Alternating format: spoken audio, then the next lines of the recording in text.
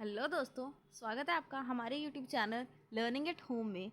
और आज की इस नई वीडियो में मैं आपके सामने हाजिर हूँ एक नया टॉपिक लेकर।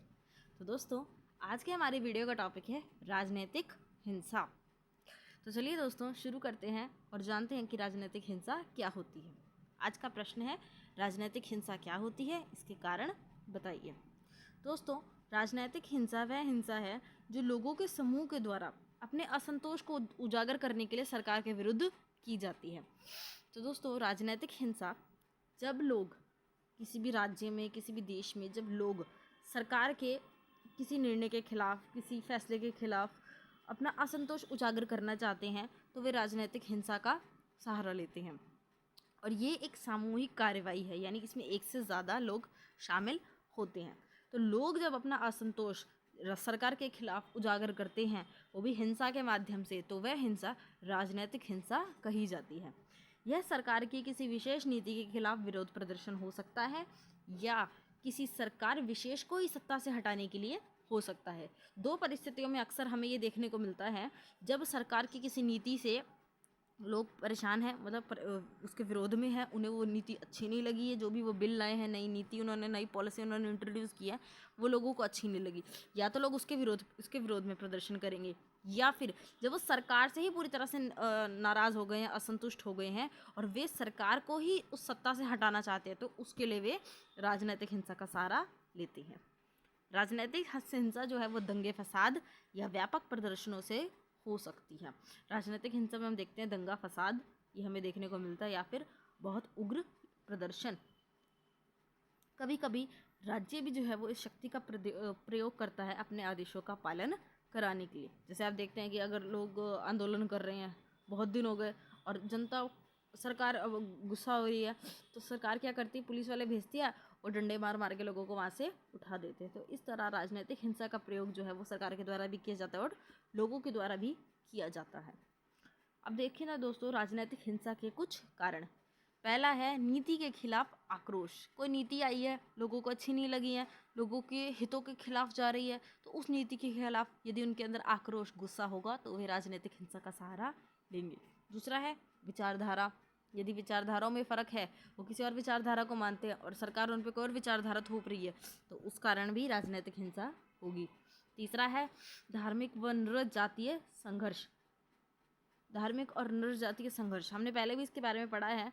जो धार्मिक संघर्ष, धार्मिक समूहों के बीच में आपस में संघर्ष, जैसे हिंदू मुस्लिम, मुस्लिम सिख, हिंदू सिख, हिंदू क्रिश्चियन, इन समूहों के बीच में ये धार्मिक संघर्ष देखने को मिलता है, तो वो भी कभी कभी राजनीतिक हिंसा का रूप ले लेता है। और नृ जातीय संघर्ष जो हैं, वे संघर्ष जो भाषा के आधार पर और राज्यों के आधार पर किए जाते हैं। जैसे कि जम्मू कश्मीर, वहाँ पे भी हमें नृ जातीय संघर्ष देखने को मिलता है और वहाँ से अक्सर राजनीतिक हिंसा की खबरें आती रहती हैं। चौथा है सत्ता पाने का लालच। कुछ विशेष समूहों को सत्ता पाने का लालच होता है और इस कारण वे कुछ लोगों को भड़का कर अपना उस स्वार्थ को सिद्ध करना चाहते हैं राजनीतिक हिंसा का सहारा लेकर।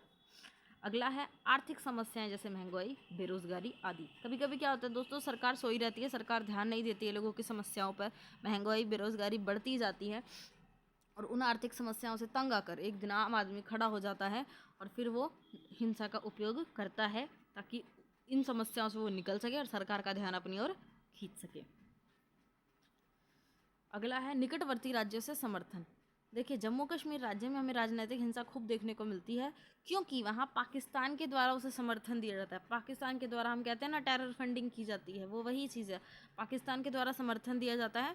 जम्मू कश्मीर में राजनीतिक हिंसा, पथराव वगैरह, आतंकवाद की घटनाएं हमें इसी कारण देखने को मिलती हैं। अब दोस्तों, राजनीतिक हिंसा के अलग अलग रूप। पहला तो है सरकार के विरुद्ध लोग हिंसक प्रदर्शन करेंगे, उनकी कोई मांग पूरी नहीं हुई, कोई नीति गलत है, आर्थिक समस्याएं हैं, उनके खिलाफ लोग हिंसक प्रदर्शन करेंगे। दूसरा है आतंकवाद। आतंकवाद भी राजनीतिक हिंसा का एक रूप है जो आज के समय में अंतर्राष्ट्रीय विवाद बनता, अंतर्राष्ट्रीय समस्या बनती जा रही है। आतंकवाद के अंदर कुछ लोग आम यंगस्टर्स को, युवा लोगों को भड़काते हैं, उनका ब्रेन वॉश करते हैं और उन्हें अपने समूह में शामिल कर लेते हैं। और आतंकवाद जो है वो राज्य को चुनौती देना चाहता है, लेकिन निर्दोष लोगों की हत्या करके वो राज्य को चुनौती देता है, क्योंकि उसे पता है सामने से आके तो वो लड़ नहीं सकता, तो इस तरह पीठ पीछे के वो उपाय अपनाता है, लेकिन इससे आम लोग बहुत ज़्यादा प्रभावित होते हैं। अगला है सैन्य विद्रोह और तख्ता पलट। कभी कभी सैनिक नाराज़ हो जाते हैं तो वो विद्रोह कर देते हैं और तख्ता पलट भी कर देते हैं। जैसे 1857 में हमने देखा था कि भारत में जो क्रांति हुई थी, 1857 की क्रांति, वो सैन्य विद्रोह से ही शुरुआत हुई थी, क्योंकि जो सैनिक थे उस समय उन्हें कारतूस अपने मुंह से खोलना था जो सूअर की चर्बी से बना था। तो हिंदू और मुस्लिम सिखों ने मुस्लिम सरदारों, माफ़ कीजिएगा दोस्तों, हिंदू और मुस्लिम सैनिकों ने इसके खिलाफ विद्रोह किया था और वहीं से उस क्रांति की शुरुआत हुई थी। चौथा होता है युद्ध। कभी कभी देश के अंदर युद्ध होता है तो कभी कभी देश के बाहर भी युद्ध होता है। तो ये जो युद्ध होता है ये भी राजनीतिक हिंसा का ही एक रूप है। तो ये 4 पॉइंट है दोस्तों जो हमें बताते हैं कि राजनीतिक हिंसा जो है वो अलग अलग रूपों में होती है, लेकिन ये सभी राजनीतिक हिंसा के दायरे में ही आते हैं। अब देखते हैं दोस्तों राजनीतिक हिंसा को काबू किस प्रकार किया जाए, क्योंकि ये हमारे समाज के लिए बहुत ही घातक है। ये बिल्कुल भी अच्छी नहीं है हमारे समाज के लिए, हमें इसे कंट्रोल करना होगा। पहला है शांतिपूर्ण तरीके से विवादों का हल निकाला जाए। जो भी विवाद है, जो भी लोगों की समस्याएं हैं, सरकार और सरकार के रिप्रेजेंटेटिव उनका शांतिपूर्ण तरीकों से हल निकालें, उन्हें समझाएं, उनसे बातचीत करें। दूसरा है बल प्रयोग विधि। पुलिस का इस्तेमाल करके उन पर बल का उपयोग किया जाए ताकि राजनीतिक हिंसा को वही रोका जाए और ये आग ज़्यादा आगे ना फैले। दंड प्रयोग निधि। जिन लोगों ने राजनीतिक हिंसा की है, हिंसा को अपने हाथ में लिया है, देखिए हमारे देश का संविधान कानून हाथ में लेने की इजाज़त किसी को भी नहीं देता है। किसी को भी अधिकार नहीं है कि वो कानून अपने हाथ में ले, कानून व्यवस्था को तोड़े। तो जिसने भी एक अपराध किया है उसको दंड अवश्य देना चाहिए। दंड देने से समाज में दूसरे लोगों के लिए एक एग्जाम्पल सेट होगा और आने वाले समय में ये राजनीतिक हिंसा की घटनाएं हमें कम से कम देखने को मिलेंगी। चौथा है नैतिक शिक्षा को समाज में बढ़ावा दिया जाए।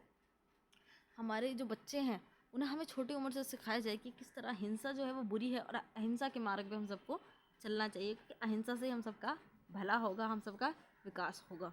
हिंसा से किसी को कुछ नहीं मिलेगा, घर जला के कुछ नहीं मिलता है, घर बना के कुछ मिलता है। तो ये तरीके यदि अपनाए जाएंगे तो राजनीतिक हिंसा को अवश्य ही काबू कर लिया जाएगा। तो दोस्तों ये थे मेरी आज की वीडियो। अगर आपको मेरी वीडियो अच्छी लगी हो तो please like share and subscribe कीजिएगा, अपने दोस्तों को शेयर कीजिएगा, क्योंकि आप पढ़ने के दिन आ रहे हैं, एग्ज़ाम्स आ रहे हैं। थैंक्स फॉर वॉचिंग दोस्तों।